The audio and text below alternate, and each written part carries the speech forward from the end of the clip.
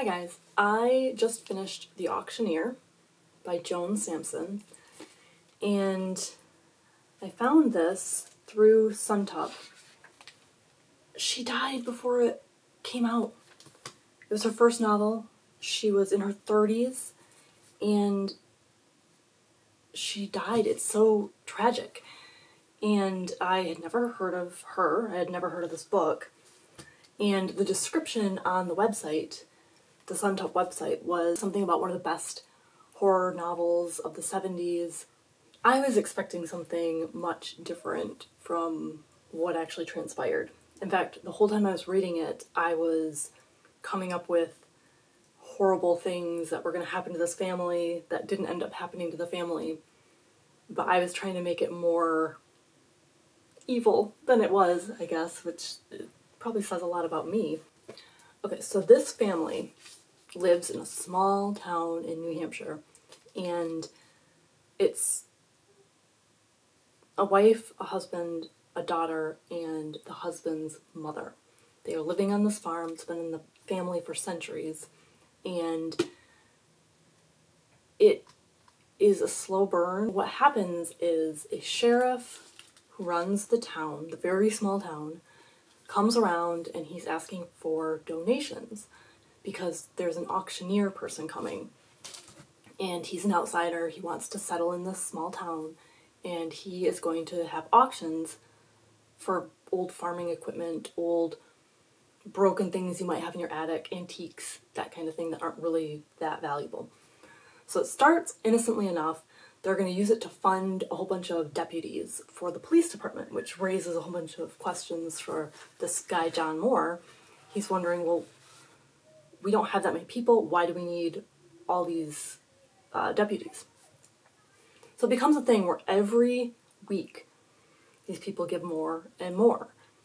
And finally, they're isolated and they can't say no without being vaguely threatened by this auctioneer.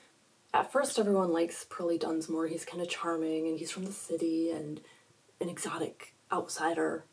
But he quickly starts making people feel uncomfortable, and he's obviously in charge, and you can't question him, and it's one of those, you don't know who you can trust, you don't know who's going to be someone that you can confide in or say bad things about Pearlie Dunsmore to, because if you say it to the wrong person, he's going to hear about it. He's not a good person, and he's, in fact, quite insidious. And he has no qualms about taking things from people who can't afford to give them and manipulating them. The deputy force is increasing. There's a whole bunch of just coercion, and John goes along with these donations every week. And pretty soon they're donating things that they actually need in order to live themselves on their farm. And his mother isn't well. She's very old and frail.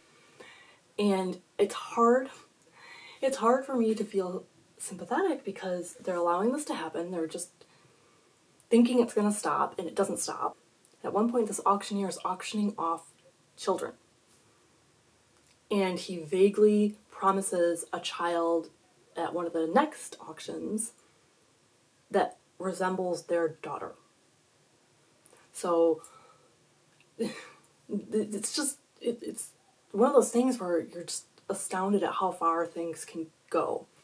And Mim, the wife, she keeps wanting to go. She keeps wanting to leave. He won't leave his land. That's very important to him, but he's letting himself be bullied and railroaded. He donates his guns. Like, I don't know, it's very foreign to me. I understand that he has a wife and a child and a sickly mother, that he has to be concerned about. There are vague threats of accidents happening to farmers. People actually start dying. People are falling down wells, and no one is talking amongst themselves. No one knows who is in the pocket of the auctioneer, who isn't, who's part of the deputy force. It's all about human evil and how far people are willing to go. I guess it is a horror novel, but it's not what I was expecting at all. And like I said, it was really hard to sympathize because I wanted him to do something. It did keep me guessing, and I did keep turning the pages because I was interested in knowing how it was going to resolve. And like I said, none of my things came true. I thought the daughter was either going to be kidnapped and sold, or I thought she was going to drown because someone made some offhand comment about, drowning in the pond, or she was going to break her neck, something like that. And I thought maybe the wife would get raped by the auctioneer or one of the deputies. That didn't happen. I thought the grandmother was going to get killed. That didn't happen. So it was a lot of things not happening other than people feeling pressed in on, made to do things they didn't want to do.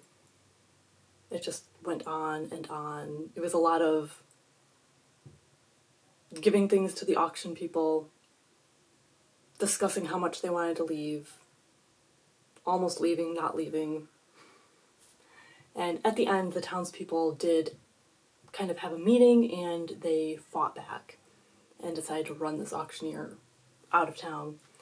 And things went awry. A fire started in his house, and someone died. Spoiler, it was not the auctioneer.